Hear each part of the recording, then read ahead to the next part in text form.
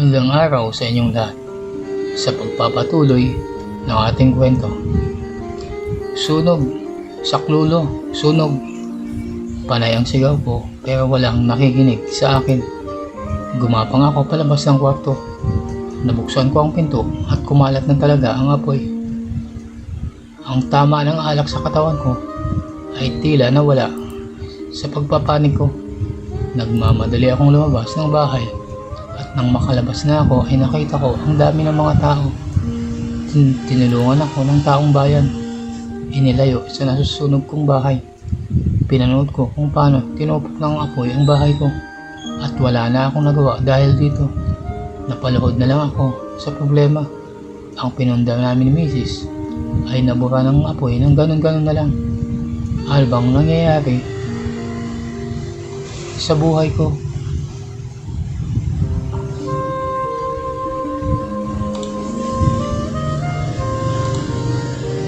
Magdadalawang linggo na ang lumipas simula nung masunog ang aking bahay. Nagkaroon daw ng leak sa LPG namin. Yun daw ang dahilan ng pagsabog. Ito ang sinasabi ng nag-imbestiga. Pero ang tandang-tanda ko, hindi ko ginalaw ang stove. Imposible ding may sira yun. Dahil regular ko itong chinecheck kapag ginagamit ko ito. Sinabi din ng nag-iimbestiga na nakabukas ang pinto sa likod, kaya malaki ang duda ko na may nagsabotahe sa LPG tank. May gusto bang pumaslang sa akin at gustong ipalabas na aksidente ito? Paulit-ulit itong dumadaan sa aking isipan. At isang tao lang alam kong may motibo. Walang iba kundi si Simon. Bumalik ako sa presinto para sabihin ang aking hinala. Pero sinabihan lang ako na isasama daw nila sa investigasyon nito dahil wala akong ebidensya o patunay sa aking mga hinala. Napapansin ko din na tila walang nangyayari sa reklamo ko. Bakit ganito? Kapag bakabaro na parak, mahirap ireklamo. Sinubukan ko din humingi ng tulong sa social media personalities, pero ni isa ay walang nag-reply sa akin. Wala na rin akong pera para i-forward ang reklamo ko dahil nasunog lahat ang ari-arian ko. Nakatira muna ako ngayon sa isang maliit na apartment na malapit lang sa bahay ng mga magulang ko. Dahil sa tingin ko ay hindi talaga ako ligtas. Lalo pa at may pagbabanta si Simon sa akin. Nabalitaan ng mga kasamahan ko ang nangyari. Hindi na nag-report si Simon bilang bodyguard ng gobyerno. Marami ang nakaramay. Marami ang nagbigay ng payo.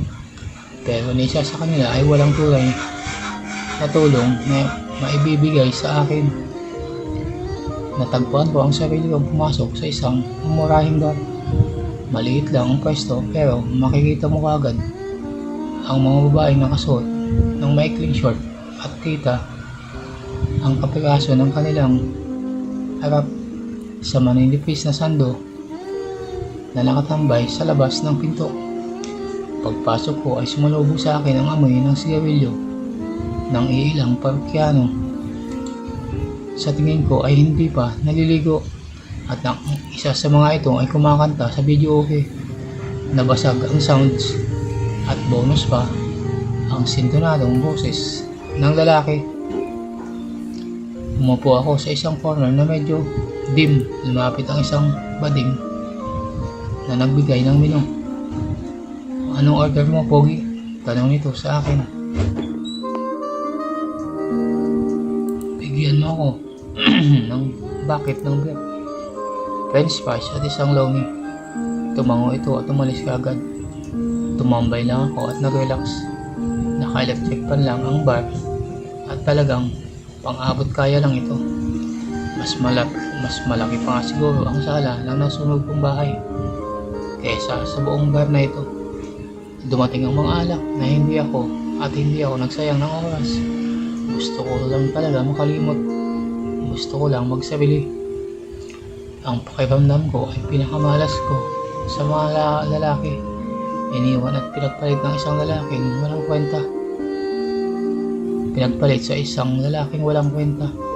Hindi ko napansin na 2 bote na agad ang aking naubos. Hello, isang babaeng lumapit sa akin. Nakasuot din ito na maikling shorts at sando. Amoy ko agad ang kanyang palon. Tinignan ko ang mukha niya. Hindi ko gaanong maninag pero mukhang maganda naman. Naka-lipstick ilang ito at naka-ponytail ang buhok. Hi, bati ko din sa kanya. Bakit nag-iisa ka lang dyan? Gusto mo lang kasama? Ay, hindi ko alam magkano ang kalakaran ng table dito. Huwag mo nang isipin yun. Bored lang ako. Walang bayad dito. Gusto ko lang nang may kausap. Umupo ka agad ang babae sa tabi ko. Bakit ako pa napili mo? Tingnan mo nga yung ibang mga customer dito. Sabay turo niya sa mga asindero sa paligid. Mukha bang matino kausap ang mga yan? Tanong niya ulit na may ngiti. Mukhang matalas ang isipan ng babaeng to. Practical siya at alam ang sitwasyon. Napatango nila ako sa kanya. Okay ka din ha? Sagot ko at napangiti ako. Ako nga pala si Maya. Ikaw, anong name mo? Dexter, sagot ko at nakipagkamay ako sa kanya. Malambot at malamig ang kamay ni Maya. Nice to meet you, Dexter. Mabalik nga ako sa tanong ko kanina. Bakit ka nag-iisa? Bored lang din, sagot ko. Pwede ba akong makinom? Itinuro ni Maya ang isang bote. Sure, go ahead, thanks. Binuksan niya ang tansan at tinungga ang isang malamig na bib. Alam mo, 2 bagay lang ang dahilan ng mga lalaking pupunta dito. Una, maghanap ng ligaya, tulad ng mga lalaking nasa paligid natin. Pangalawa, ang lalaki may problema. Paliwanag niya sa akin. Sa tingin mo, may problema ako? Ganon? Ano pa nga ba? May magagawa ka ba kung may problema ako? Aba, meron. Marunong ako makinig. Alam mo bang nakakabawas ng problema ang sasabihin mo sa isang tao? Teka, psychologist ka ba? O GRO? Tanong ko at biglang natawa si Maya at pinalo ako ng mahina sa balikat. Baka pareho na rin yun. So ano na? Kwento ka na. Mamaya na lang kung lasing na ako. Ay nako, hindi ka malalasing na isang bakit lang. Gusto mo akong umorder? Oy, teka, style mo din ano? Para tumaas bill ko, ganon. Wala akong pera, Maya. Hindi magkwento ka nga. Kulit mo din. Dito ko nilahat ng dahan-dahan kay Maya ang lahat. Sinimulan ko talaga sa simula. Nakinig lang siya. Bakit ganon? Ang sarap magkwento kapag alam mong may nakikinig na tao. Hindi na namin namalaya ng mag-aalas 11 na pala ng gabi. At nakatatlong bakit din kami nakahalak. Lumabas ako na medyo magaan ang loob kahit na mabigat ang ulo ko dahil sa kalasingan. Kaya mo pa bang umuwi? Tanong sa akin ni Maya. Oo naman. Samahan mo na yan, Maya. Mukhang nagkakamabutihan na kayo eh. Toks. Pumarap si Maya ng tricycle at isinakay niya ako. Sumakay din siya at tumakbay sa akin. Hiniga ako ang ulo ko sa balikat niya. Ang bangon niya talaga. Dito ko tinitiligan siya ng maayos. Maganda nga si Maya at mukhang bata pa. Dumating kami sa apartment na nirerentahan ko. Nahihilo akong binuksan ng pinto at inalalayan ako ni Maya makapasok. Pinaupo niya ako sa kama pero humiga na ako kagad. Inaantok na din ako. Okay pala itong apartment mo ha, hindi mainit at maluwag pa.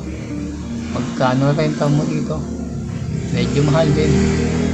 Salamat sa pagdala mo sa akin dito, Maya. Anong salamat? May utang ka sa akin. Kala mo lang.